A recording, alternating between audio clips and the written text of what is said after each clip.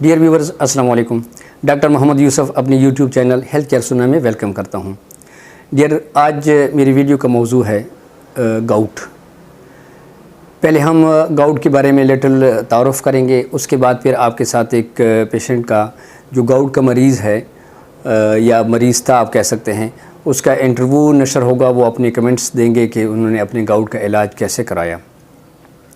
تو ویورز پہلے ہم دیکھتے ہیں کہ گاؤٹ کی وجوہات کیا ہیں. ویورز ہماری باڈی جو ہے نا وہ یورک ایسڈ بناتی ہے, اور اگر ہماری باڈی میں یورک ایسڈ کی پروڈکشن ہی زیادہ ہو جائے, جو ایک نارمل پروڈکشن ہوتی ہے اس سے زیادہ ہو جائے, تو ہم گاؤٹ کے شکار ہو سکتے ہیں. سیکنڈ, اگر یہی یورک ایسڈ جو ہے نا وہ پروڈکشن تو زیادہ نہیں ہے, بٹ ہماری کڈنیز جو اس کو فلٹر کرتے ہیں, بلڈ سے نکالتے ہیں, وہ اگر ہمارے گردے جو ہے نا اس کی فلٹریشن کا ریٹ جو ہے نا وہ متاثر ہو جائے, تو بھی ہمارے بلڈ میں یورک ایسڈ کا لیول زیادہ ہو جائے گا اور ہم یورک ایسڈ کے شکار ہو جائیں گے. ویورز تو جب بلڈ میں یورک ایسڈ کا لیول بڑھ جاتا ہے تو اس کو ہائپر یورکسیما کہا جاتا ہے. اس میں پھر جو جوائنٹس ہیں اس میں یورک ایسڈ کے کرسٹلز جمع ہونا شروع ہو جاتے ہیں, اور اس کی وجہ سے وہاں انفلیمیشن پیدا ہو جاتی ہے, سٹفنس آ جاتی ہے اور پین شروع ہو جاتا ہے. اور جب یہ لیول تھوڑا سا اور بڑھ جاتا ہے تو اس میں پھر آپ کے وہاں سویلنگ بھی ہوگی اور ریڈنس بھی ہوگی, اور ایون وہ ایریا ہیٹ اپ بھی ہوگا. جب آپ اس کو اوپر ہاتھ رکھیں گے تو وہ آپ کو ہیٹ اپ محسوس ہوگا. اب ہم دیکھتے ہیں کہ اگر ہمیں یورک ایسڈ ہمارا زیادہ ہو جائے تو ہمیں اس کے سائن اینڈ سمپٹمز کیا ہوں گے. جو سمپٹمز ہیں وہ پین ہیں, جوڑوں میں پین ہوگا. یعنی یورک ایسڈ میں صرف اگر گاؤٹ نہیں ہے, یورک ایسڈ ہے تو ہیل متاثر ہوگا, لیکن اگر وہ گاؤٹ ہے تو گاؤٹ میں اس کی ٹو متاثر ہوگی. لیکن بدتدریج یہ آپ کی کسی بھی جوڑ کو, ایلبو کو بھی یہ شکار کر سکتی ہے, نیز میں پرابلم آ سکتا ہے, کسی بھی جوائنٹ میں پرابلم آ سکتا ہے. لیکن میں ٹو اس لیے میں کہہ رہا ہوں کہ ٹو میں زیادہ تر جو ہے نا وہ ٹو سے اس کا ابتدا ہوتا ہے. اس کے بعد ہم دیکھتے ہیں کہ اس کو ہم کیسے بچ سکتے ہیں, یا کون سی خوراکیں ہیں. پہلے ہم خوراکیں ڈسکس کریں گے کہ کون سی خوراکیں ہیں جس کی وجہ سے یہ زیادہ جو ہے نا یورک ایسڈ آپ کا زیادہ ہو سکتا ہے. اس میں سب سے پہلے سرخ گوشت, اور سرخ گوشت میں پھر جو آرگن میٹ ہوتا ہے جیسے گردے ہو گئے, جگر کا گوشت ہو گیا, اس سے گاؤٹ میں اور یورک ایسڈ جو ہے نا وہ بڑھتا ہے. اس کے علاوہ جتنی بھی مرغن غذائیں ہیں, روسٹ فرائی چیزیں, ان سے زیادہ بڑھتا ہے. پانی کم پینا, اس سے بھی آپ کا یورک ایسڈ کا لیول بڑھے گا باڈی میں, کیونکہ جتنا آپ زیادہ پانی پئیں گے اتنی فلٹریشن بہتر ہوگی, اور اتنے جناب آپ کی جو اننیسیسری جو مادے ہیں وہ ریموو ہوں گے بلڈ سے.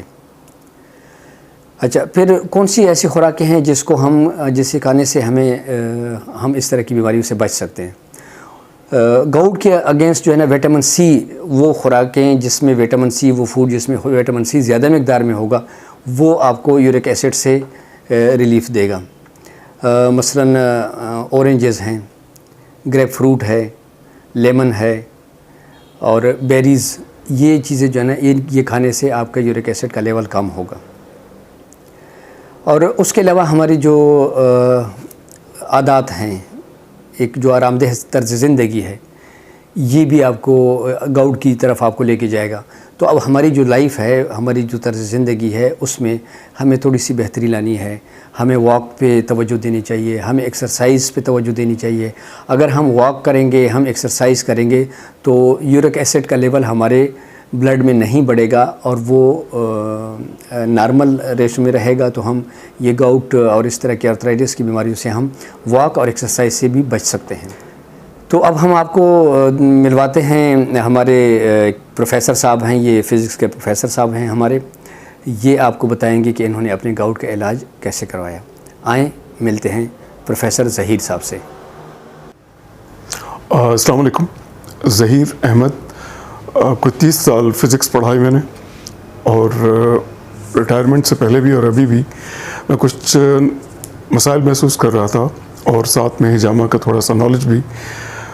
ہجامہ کا فرسٹ एक्सपीरियंस जो कि मैंने किया था वो तो सिर्फ सुन्नत का था, लेकिन दूसरी मरतबा मेरी कोहनी में तकलीफ़ थी इतनी ज़्यादा कि मैं अपना गाड़ी का स्टीयरिंग भी नहीं घुमा सकता था। यूसुफ साहब के साथ एक रब्ता हुआ और इनके पास में आया अपने कोहनी और बाकी हिजामा के लिए। यहाँ से हिजामा करवाने के बाद बाहर पार्किंग में जहाँ तक मेरी गाड़ी खड़ी थी, जाते में और उसके बाद फिर गाड़ी को ड्राइव करते हुए नेक्स्ट मरी रोड तक का जो टर्न लेते हुए मेरी कोहनी का वो जो प्रॉब्लम था वो ख़त्म हो चुका था। और ये एक बहुत ही मोजज़ाती किस्म की चीज़ थी जो कि मैंने ऑब्ज़र्व की। इसी तरीके से मैंने इसको और भी मामलात के अंदर बेहतर पाया कि जिसके अंदर एक तरह से बॉडी रिप्लेनिश हो जाती है, रिफर्बिश हो जाती है। और उसके बाद भी फिर मैं करवाता रहा हूँ। अभी मेरे ख्याल में 6 दिन के बाद मेरी ये आज की विज़िट है, और आज के दिन जो और पिछली विज़िट में मेरे मसाइल के अंदर मेरे जोड़ों का दर्द और आर्थराइटिस और थोड़ा सा स्किन मसाइल, जल्द के मसाइल थे, और इंशाल्लाह बेहतर हो जाएगा। मेरा इसमें रिकमेंडेशन ये है कि हिजामा मुअज़्ज़ाती चीज़ है, नबी करीम सल्लल्लाहु अलैहि वसल्लम की सुन्नत है। अगर आप इसको इलाज की गर्ज से नहीं भी करवाते तो आप सुन्नत की गर्ज से करवाएं। अगर आप सुन्नत की गर्ज से करवाते हैं तो इलाज तो आपको मिलेगा ही, तो उसके फ़ायदे तो आपको मिलेंगे। इसके बाद फिर जो दूसरी चीज़ है वो हिजामा की एक्सपर्टाइज़ है।